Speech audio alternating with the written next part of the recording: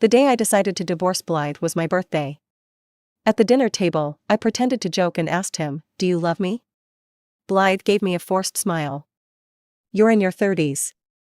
Why are you acting so sentimental?" I lowered my head without a word and glanced at the screenshot on my phone. In the chat window, Blythe was holding a woman in his arms, kissing her passionately. His message to her was a heartfelt confession: "You are the only one I've ever loved." Looking up again, I asked, "Can you give me a birthday present?" Blythe agreed without hesitation. "What do you want? Just say it." I quickly took off my ring. "A fresh start. Blythe, let's get a divorce." Blythe didn't process my words right away. His well-shaped eyebrows knitted slightly as he set down his knife and fork, slowly wiped his mouth with a napkin, then finally looked up at me, sizing me up with clear impatience. "Caitlin, what's gotten into you?" I took a sip of juice. "What, we're not allowed to be romantic? 5 years of marriage, and it's too much to ask you to say you love me?" Blythe stood up, walked over, and patted my shoulder. "Come on, don't be like this. You know I'm not good with sweet words. I heard you lost a project recently, feeling down? In a few days, I have a business expo. Come with me, get some fresh air." I avoided his hand and spoke again. "I'll have the divorce papers ready for you soon." Blythe's expression darkened. "Caitlin, are you joking? You're pregnant, and now you want a divorce? Are your hormones messing with you?" They were. I'd always been mild-tempered. Even in the business world, I was known for being composed and never losing my cool. But ever since I got pregnant, my temper had indeed worsened. I stood up and tossed my phone in front of him. "You're the one at fault here. Don't push me, or this will end up in court, and trust me, you won't like it." On the screen was the chat log Isabel had sent me. In the background of the conversation, surrounded by a bunch of cheering old classmates, Isabel and Blythe were locked in an intense kiss. The messages were Blythe's raw, emotional confession to her. The words were fragmented, mixed with filler sounds, clearly transcribed from a voice message. He wrote about how he had never forgotten her all these years, how marrying me at his parents' insistence was his biggest regret, how life had no rewind button, and that the only person he had ever truly loved was her. Blythe quickly tried to explain. "That night was a class reunion. I was drunk. You know how Isabel is, she never respects boundaries. She must have grabbed my phone and typed those messages herself." I laughed. "And the kiss? Was that a mistake too?" Blythe hesitated for a moment. "Of course. I was completely out of it." He pinched the bridge of his nose. "You know what kind of person I am. Don't worry, I won't go to any more reunions." "Oh, I do know what kind of person you are." I opened my phone and carefully read through the divorce process my assistant had just sent over. Blythe chuckled. "That's more like it. That's my good wife. Happy birthday, I'm going to check on the expo details." He grabbed his coat and walked toward the door. Just as he was about to leave, I spoke in a calm voice. "Blythe, you are a man who cheated on his wife while she was pregnant." Blythe turned back, looking stunned. "Why are you being so unreasonable?" "I told you, I was drunk." I swallowed a prenatal supplement and replied coldly, "Save it for the judge. Let's see if he buys it." Blythe threw a half-hearted "get some rest" over his shoulder and left, slamming the door behind him. I cut myself a slice of birthday cake and slowly took a bite. The cream hit my throat, triggering my nausea. I rushed to the bathroom and vomited. Just as I was struggling to recover, my phone rang. It was Joanna. Joanna had been a mentor to me. Back when I started my own business, she was my first investor. After she chose to step away from work and focus on her family, we stayed close, especially now that we were both pregnant. We often went to prenatal checkups together. She always said that seeing me was like looking at an alternate version of herself, one that had made a different choice. But looking at the message she had just sent me, I wanted to laugh. What alternate version? When it comes to men cheating after marriage, our stories are practically identical. The only difference was, hers was even more dramatic. The photo she sent showed a man and a woman in a car, locked in a deep, passionate kiss. Their clothes were messy, their bodies entangled like writhing vines. Suppressing the nausea rising in my throat again, I picked up her call. Joanna was furious, her voice shaking with rage. I'm pregnant, and he's out there sleeping with another woman. God, I feel so sick I could vomit my guts out. I didn't know how to comfort her, so I shared my own situation. Don't panic. Same thing happened to me. We'll deal with this together. Joanna gasped. What? Blythe? No way. Blythe had always been the poster boy for the perfect husband. His life revolved around work and home, with nothing in between. He was known for being disciplined, spending his free time at the gym instead of bars or clubs. So Joanna's shock was understandable.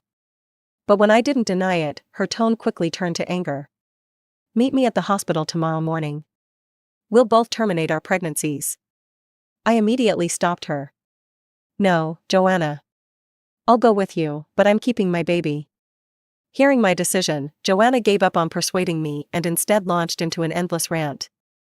Worried she wouldn't get it all out over the phone, she made plans for us to meet for afternoon tea in a few days. After hanging up, I rubbed my temples and lay down on the bed. Blythe was right about one thing. Pregnant women do need to rest. Just as I closed my eyes, my phone vibrated again. It was a message from Isabel. We hadn't spoken once since graduating from college. But ever since she returned last month, my inbox had been flooded. And now, one message after another, a whole essay poured in. Caitlin, I'm so sorry. At the reunion, I got so drunk and accidentally grabbed Blythe's phone. I must have opened your chat and hit the voice recording button by mistake. Blythe was drunk too, he didn't mean what he said. We were both so out of it that night. You know how it is, Caitlin. Back in college, he and I. Well, at the party, we ended up hugging, and the others egged us on and took photos. Later, they sent them to me, and I mindlessly set one as my chat background. Blythe told me you're pregnant. He begged me to explain everything to you. I swear, there's nothing between us. Please don't be mad. Let's meet up so we can apologize to you together. What a long list of accidents. Accidentally recorded a confession. Accidentally set a kissing photo as a chat background. Accidentally sent me a screenshot of it all. After all these years, Isabel hadn't changed one bit. Still pretending to be sweet and innocent while doing the most disgusting things. Isabel brought up our university days. The three of us were college classmates. Blythe and I had a relationship built on family ties, an arranged marriage between wealthy families, and a childhood friendship that spanned years. From elementary school to high school, our families meticulously planned our lives to overlap as much as possible. Blythe was always outstanding, and I worked hard to keep up with him. University was the one thing our families couldn't arrange, so we both studied hard and got into the same school, tying for the top 2 spots in entrance exam scores. When we received our acceptance letters, his grandfather brought Blythe to my house. He said our marriage should be settled first, and once our studies stabilized in a couple of years, we would hold the engagement ceremony. His mother joked at the time, who knows what little temptress will show up in college. Some girls just throw themselves at rich men. It'd be bad if one of them ruined their engagement. Blythe immediately shot back at her, his words sharp, I only like Caitlin. Unless I go blind, there's no way I'd fall for another woman. The adults laughed. He grabbed my hand and pulled me into a quiet corner. My face turned red, and that was the first time he kissed me. He promised to always take care of me and never betray me. But I never expected that in our first year of college, Blythe would, in fact, go blind. He completely fell into Isabel's entanglement. And I say entanglement because Isabel never pursued him openly or seduced him in secret. Her method was different, she created coincidences and then acted completely innocent while explaining them away. I was her roommate. Blythe and I had always been inseparable. The entire college knew we were a couple. Yet, somehow, Isabel kept having these little incidents with Blythe. For example, during a school trip, she rode her bike straight into his, fell hard, bruising her arms and even hitting her forehead so badly that she bled. Blythe took her to the hospital. Afterward, she grabbed my hand and explained, Caitlin, don't get the wrong idea. We just went to the hospital. There's nothing going on between us. Or when Blythe and I teamed up for a student event, she signed up as a volunteer. During the event, she accidentally knocked over the drink Blythe had bought for me, soaking the event materials. She immediately offered to reprint them and dragged Blythe to the print shop. When they returned, she smiled at me and said, "Caitlin, it was just printing some materials. Don't overthink it." At first, Blythe found her annoying and vented to me about her. He said Isabel was the most irritating girl he'd ever met. But after a few more of these incidents, Blythe changed. When he brought me snacks, he started bringing an extra portion. "For your poor roommate," he said. "She's struggling financially, so we might as well help her out." Then, they started joking around more, getting closer and closer. On my birthday that year, Blythe put his arm around Isabel in front of everyone. He announced, "From now on, Isabel is like a little sister to both of us." Isabel beamed and said, "Not a sister, more like a brother." And then, like always, she added, "Caitlin, don't get the wrong idea. I'm just joking." After being siblings for a while, Blythe suddenly told me one day, "I've realized my feelings for you were never romantic." We broke up. Blythe and Isabel had a passionate relationship. But in the end, it all fell apart when Isabel followed her professor abroad. His grandfather was so furious that he beat Blythe black and blue. Blythe knelt at my doorstep all night, his wounds bleeding in the rain. In the hospital, unconscious from fever, he kept calling my name, begging for my forgiveness. My mother hugged me and said, "Caitlin, men all make mistakes. Don't be so stubborn." My father, however, was livid. "You're the one being foolish," he said. "He's suffering out there, and you won't even let him in. Look what you've done, he's in the hospital now." In the end, I couldn't let go of the years we had spent together. Following my parents' arrangement, I got engaged to him. And now, Isabel is back. And the two of them are about to put on the same show all over again. Joanna chose a quiet, upscale tea house with a light menu. We had both been caught up in new developments in the past 2 weeks. But while she looked exhausted, dark circles under her eyes, messy hair, wrinkled clothes, I looked composed, dressed in a soft cashmere dress with a delicate white sweater chain. I took a bite of my pastry and swallowed a supplement. Joanna finally couldn't hold back. "Did I hear wrong on the phone? Blythe cheated? That's fake, right?" I shook my head. "You heard right." She looked baffled. "Then I don't get it. If it were me, I'd be rushing to the hospital for surgery. What about you? He hurt you like this, and you're still going to have his child? You want to bring a kid into an unhappy family?" I calmly patted her hand and asked her back. "Joanna, we've known each other for years. Have I ever done anything without a plan?" Under her scrutinizing gaze, I pulled out a prenuptial agreement. The contract stated that if either party cheated, their assets would go to the child. Joanna looked at me in admiration. "You old money types really are different. Us nouveau riche folks would never think of something like this." I gave a small, bitter smile. "It's just about securing interests through marriage. After all, in high-status marriages, divorce is seen as a destabilizing factor. So, agreements like this are put in place. But this contract had a loophole. It only took effect if there was a child. And once a child was involved, most people, especially ordinary women, wouldn't choose to divorce. After carrying a baby for 9 months and giving birth, how could a mother bear to let her child grow up without a father? I thought of my mother. When I was young, she often cried to me about my father's affairs. "Caitlin, I stayed for you and your brothers. I didn't want you to grow up without a father." Back then, I was furious for her. But now, I see things differently. I refuse to be an ordinary woman. Joanna handed the agreement back with a bitter expression. "Caitlin, I don't have a safeguard like this." I reassured her, "Think it through. This isn't something you can drag out, but it's also not something you need to rush into." Before I could finish my sentence, Joanna cut me off. She was emotional again. "I don't need to think. That disgusting man? No way I'm having his child." I wiped my mouth. "All right. If you've made up your mind, then let's not waste time. I'll go with you, let's get the procedure done today." At the entrance of the department, a girl had just come out of the operating room, her face pale. Another girl was crouching on the ground, hugging her knees with her head buried deep. When our number was finally called, Joanna clutched my sleeve tightly. She looked awful, her hands trembling slightly. I whispered, "What's wrong? You don't want to go in?" Joanna bit her lip and pulled me to the nearby stairwell. It was empty there.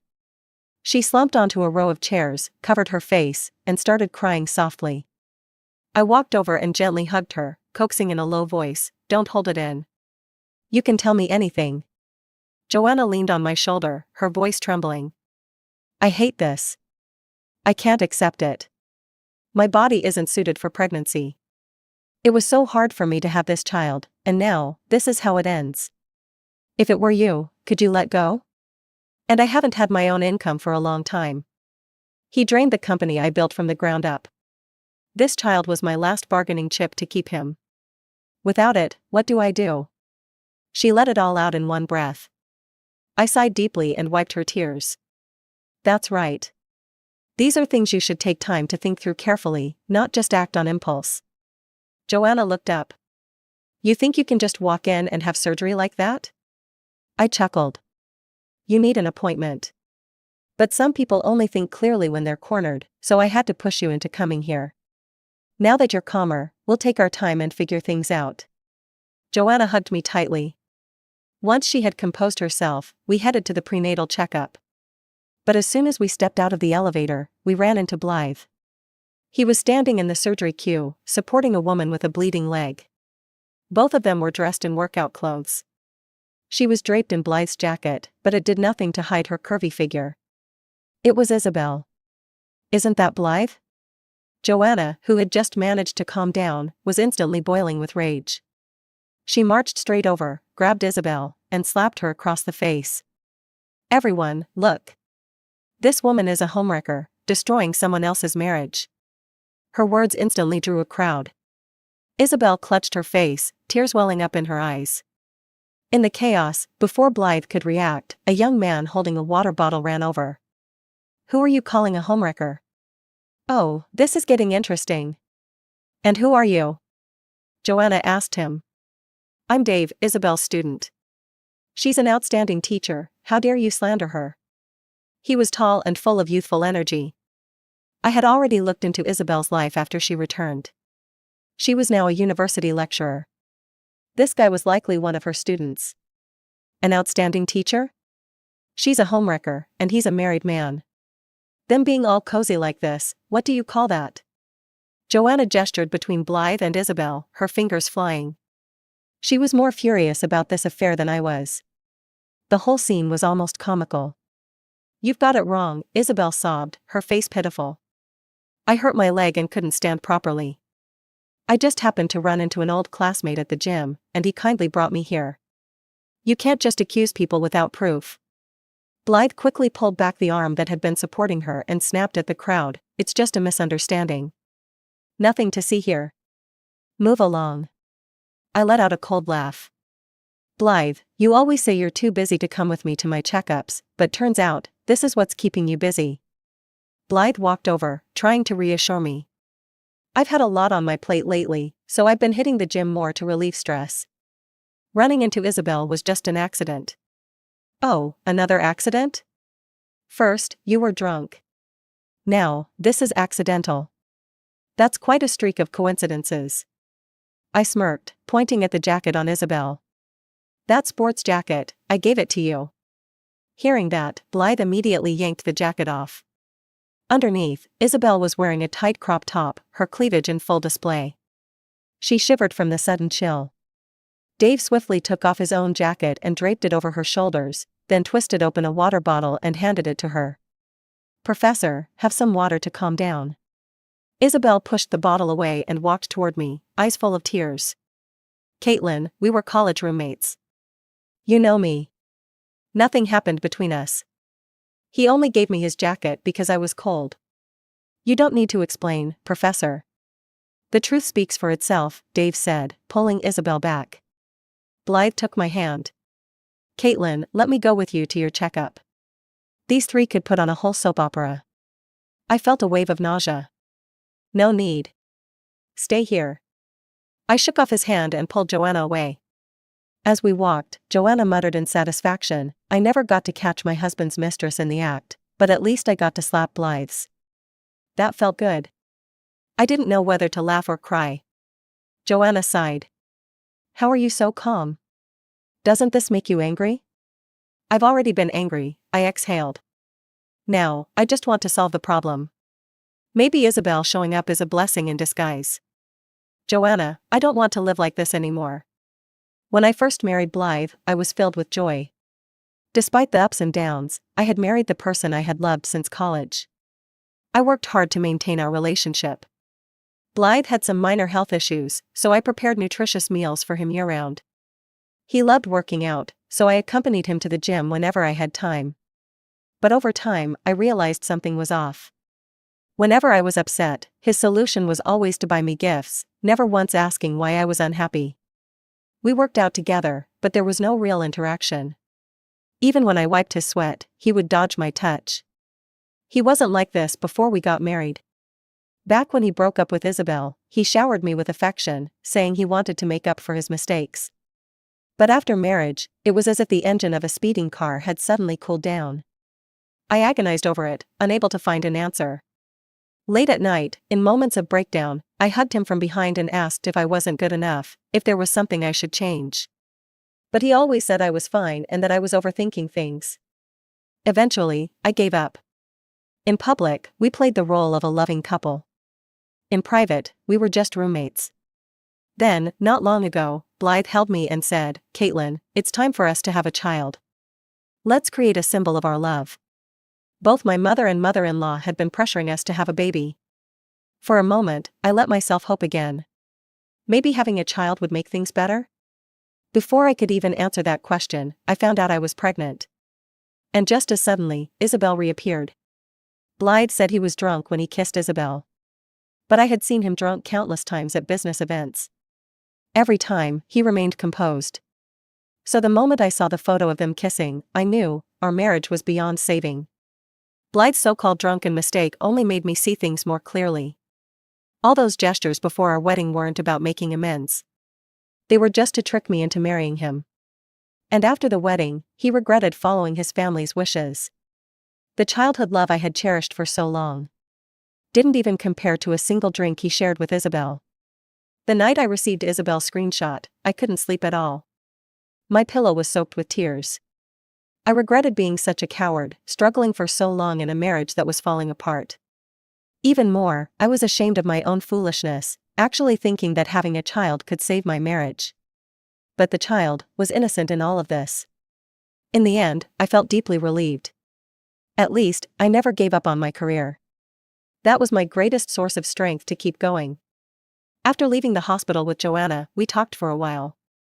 By the time I got home, Blythe was already there. "Caitlin." He walked toward me, trying to hug me. I quickly dodged. "Don't touch me. You make me sick." His hands stiffened midair before he awkwardly withdrew them and handed me his phone. "Caitlin, I know I shouldn't have any more contact with her. I really didn't expect to run into her at the gym. We were old classmates, I couldn't just ignore her. You can check my phone. I've deleted all her contacts. From now on, she's a stranger to me."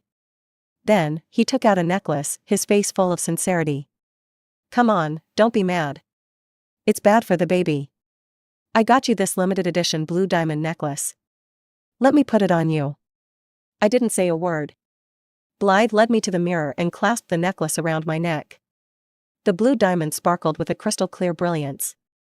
Looking at his eager-to-please expression, for a moment, I felt like I had gone back to that rainy night. Back then, he was injured in the hospital, holding my hand just like this, begging for my forgiveness. Same trick. I wouldn't fall for it a second time. Blythe, cheap things like this? I could buy a pile of them without a second thought. It's nothing special. I brushed my fingers over the necklace and spoke calmly. Blythe had been leaning over, watching our reflection in the mirror. Hearing my words, he slowly straightened up. His voice turned cold. "Fine. I'll find you something better next time. But you should be careful too, don't get too close to Joanna. She's gone crazy. A while ago, she even hired a private investigator to follow her husband. You should know how to be a good wife. You always have." In the mirror, his long legs passed by in a blur. Then, I heard the door click shut. After he left, I immediately took out my phone. The surveillance footage my secretary found had already been sent over. Blythe told me not to be like Joanna, hiring a private investigator? Huh. Like I'd waste that effort. What he didn't know was, I had owned that gym for a long time. I was the owner.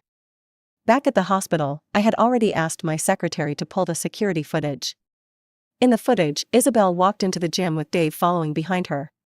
She scanned the room, spotted Blythe, and quickly got on the treadmill next to his. From pretending to cover her face in shock to looking teary-eyed, it was a seamless transition. Then, she moved to a treadmill far from Blythe's. As she kept glancing his way, she suddenly tripped and fell hard. Her leg got scraped and started bleeding. Dave rushed to help her. But Blythe? He sprinted over, knocked Dave's hand away, and scooped Isabel up in his arms, carrying her outside. Isabel clung to him like an octopus. After watching the video, I had to admit, Isabel was skilled. She knew exactly how to make men compete for her. It was her specialty. I called my secretary. Find me the contact information of a guy named Dave. He's Isabel's student. After that night's fallout with Blythe, he stopped coming home. I started seeing a therapist occasionally. Just a little emotional maintenance. I told the therapist about everything. She asked, "Have you ever heard of the term compliance testing?" I nodded. Yes. That was the only time I mocked a gift he gave me. He didn't like it, so he punished me, trying to make me submit. The therapist smiled. To be honest, you're mostly here to vent. Mentally, you're actually quite strong. But I can see that your calmness and maturity were forced out of you. Bitterness surged inside me. Growing up under my family's oppression, well, at least I've been working through it these years. It's much better now. She advised, for now, as long as you get enough rest, staying busy will help you move past negative emotions. I agreed. I always listened to my therapist. So, I threw myself into work, too busy to feel anything else. During the day, I buried myself in work. At night, after helping Joanna evaluate projects, I reviewed the gym footage my secretary sent me, like watching a drama series. Blythe might not be coming home. But he still went to the gym every day. And at the exact same time. Isabel was always there too. Her leg healed remarkably fast. Rain or shine, she never missed a workout. Every time, she picked the machine farthest from Blythe. And she always brought Dave. Dave took great care of her. Adjusting her machine, handing her water, wiping her sweat. After all these years, I knew Blythe too well. He acted like he was focused on his workout. But in reality, his mind was elsewhere. Especially whenever Isabel and Dave were chatting and laughing together.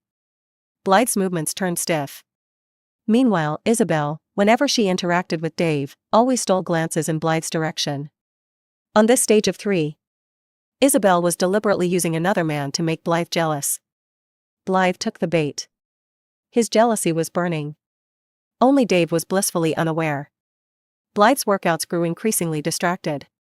Finally, one day, Isabel stopped bringing Dave. She struggled to adjust her machine, obviously failing. She looked around helplessly. Her gaze locked onto Blythe's. They stared at each other for a full minute. Then, they walked toward each other at the same time. Blythe helped her adjust the nearest machine. They exercised side by side. The entire time, neither of them spoke a word. But I knew. The fire was about to reignite. After half a month of not coming home, Blythe called early one morning. "Caitlin, my business gala is in 3 days. I'll have someone deliver your gift to the house. Get ready." I kept my voice cold and replied with just 2 words. "No time." Then, I hung up. That night, I invited Joanna over. We needed to go over the projects I had picked out for her. I had already analyzed everything for her. Right now, the most important things were deciding what to do about the baby and taking back control of her assets. I told Joanna to get a detailed list of all the properties under her husband's company. From that list, I selected a few that seemed insignificant but had great potential. No matter what it takes. Beg him, act pitiful, whatever you have to do. Get these under your name. And you'll have a decent chance to get back in the game. Joanna was in awe of my business instincts and nodded repeatedly. She looked at the simple analysis report I had written and suddenly spoke. Caitlin, before I came here, I wasn't sure if I wanted to keep the baby. But now I know the answer, I won't be keeping it. Her voice choked. I can't go on living with a man who cheated on me. Since I'm leaving, my priority has to be rebuilding my career. I'll be too busy to give the baby a good start in life. And I'm not like you. You're rational enough, but I tend to be dependent on others. I'm afraid that if I have this baby, my whole life will revolve around them. That wouldn't be good for me or the child. Joanna held my hand. I also understand why you chose to keep yours. Your abilities give you the competence to do so. I nodded. A parent's love isn't just about giving birth, it's about support. Making sure Blythe leaves with nothing is just a punishment for him. My child doesn't need his money. I can provide everything they need. Joanna asked, have you considered the absence of a father? I took a sip of water. A child's well-being depends on their upbringing.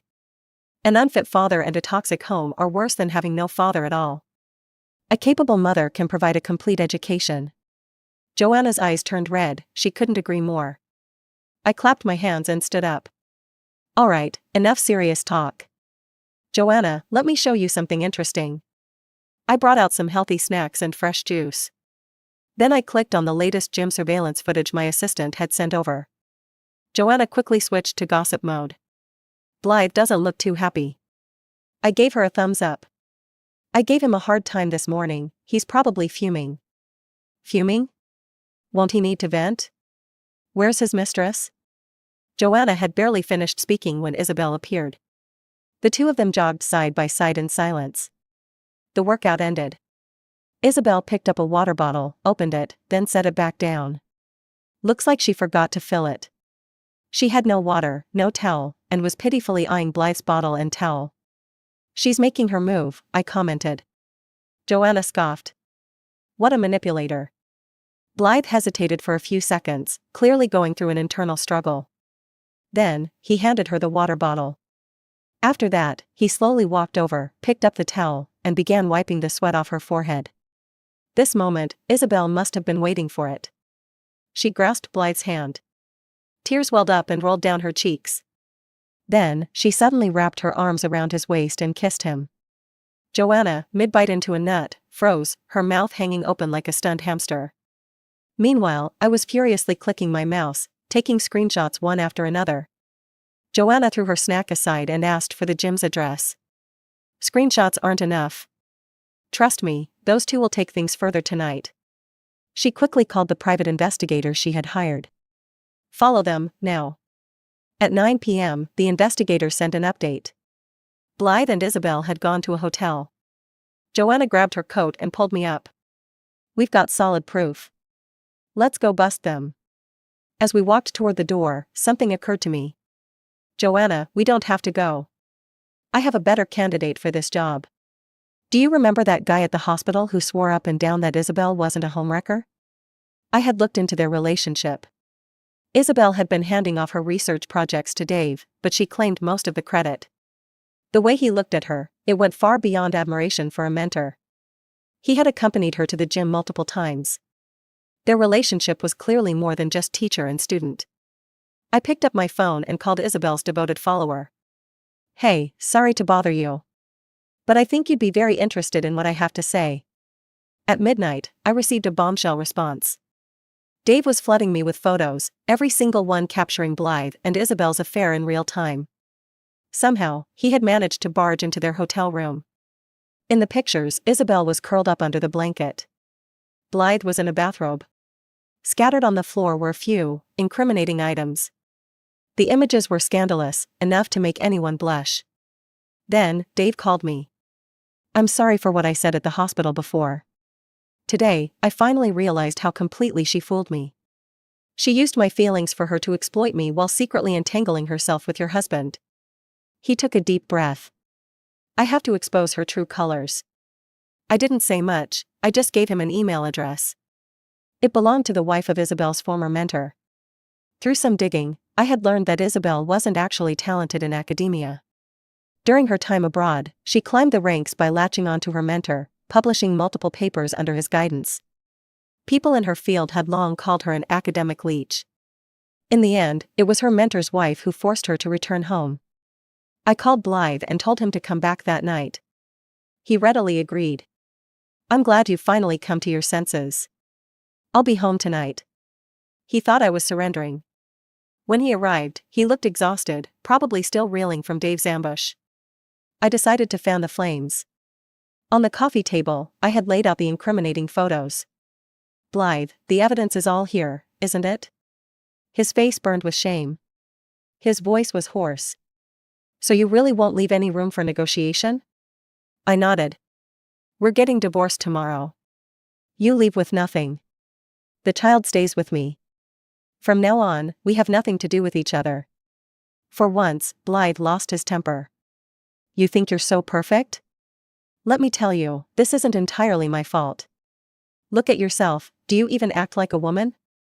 You've always overshadowed me, ever since we were kids. In school, you competed with me for every top spot. Fine, I could tolerate that. But even after marriage, you refused to settle down. You threw yourself into the business world, making a name for yourself. Now, when our relationship is crumbling, all you care about is money. You're as cold as a machine. Do you know why I love Isabel? She made me feel passion. She made me feel what it's like to have a woman rely on me." Blythe had completely lost it.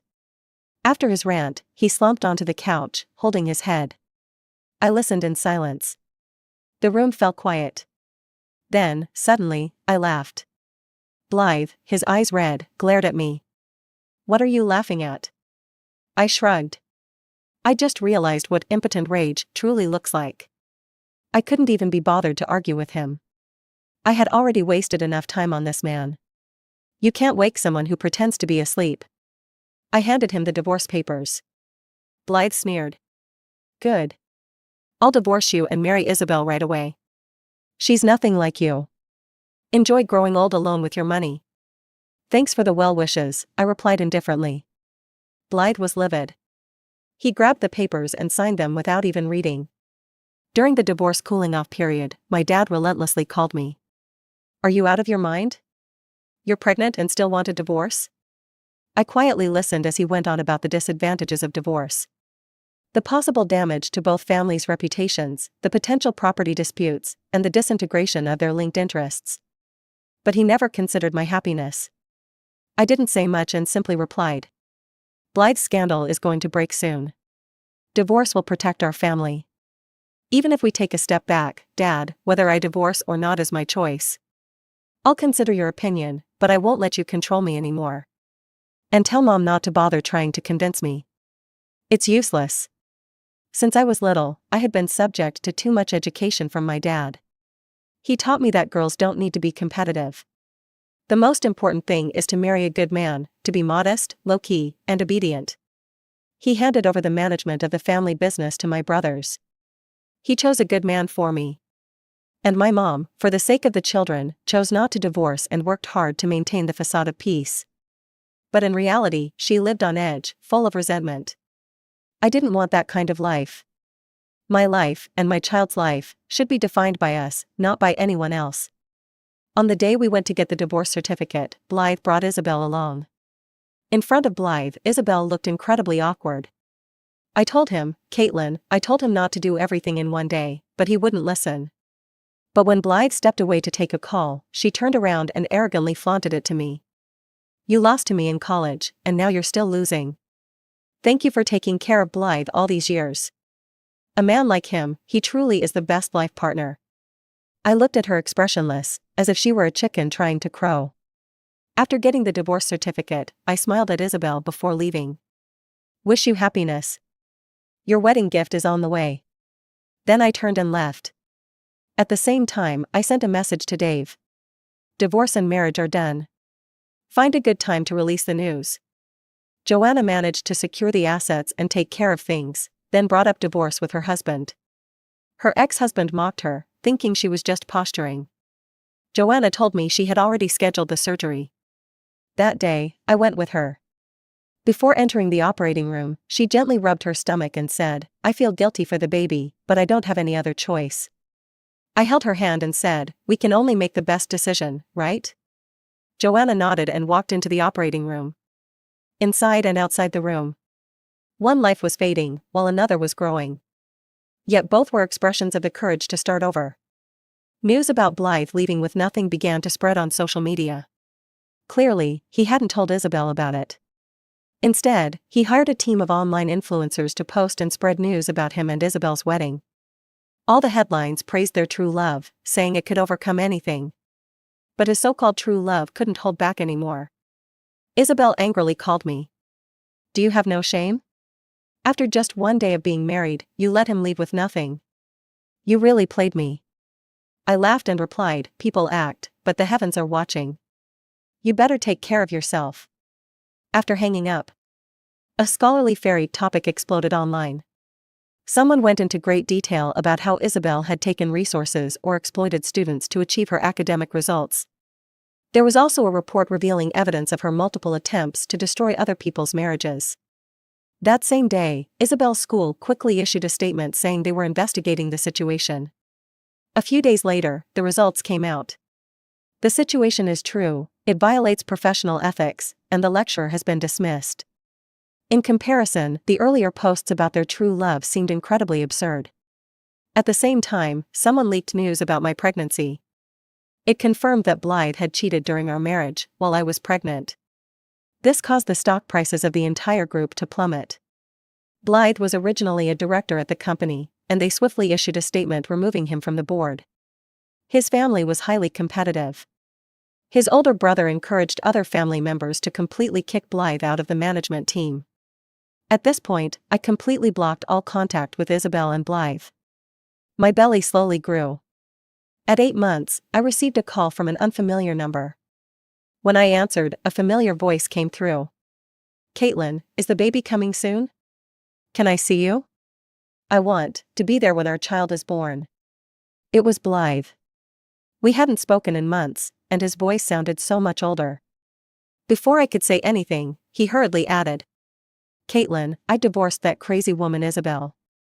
"Caitlin, I'm sorry. Can you?" I interrupted him. "Mr. Blythe, what happens between you and your wife is none of my business. You've been tainted, your career's fallen apart. Take a good look in the mirror, a man like you isn't fit to be the father of my child. My child has nothing to do with you. Please don't call me again." On the other end of the phone, Blythe's voice cracked. And he couldn't say another word. Time passed quickly, and the due date arrived. Joanna, who had been working nonstop on a project, took time off to accompany me to the maternity center every day. She lay her head on my belly, listening to the baby move, her eyes full of tears. "Caitlin, remember, this baby is yours, but also mine." I smiled and replied, speaking to the baby in my belly, "Little rascal, look how much your godmother loves you. I'm so afraid she'll reach in and take you out now." The day I gave birth, after a loud cry, I officially received the precious gift from the heavens. In that moment, I was exhausted but filled with strength. I silently whispered in my heart, "May you have clarity in your heart, health in your body. May your soul be free and your actions good.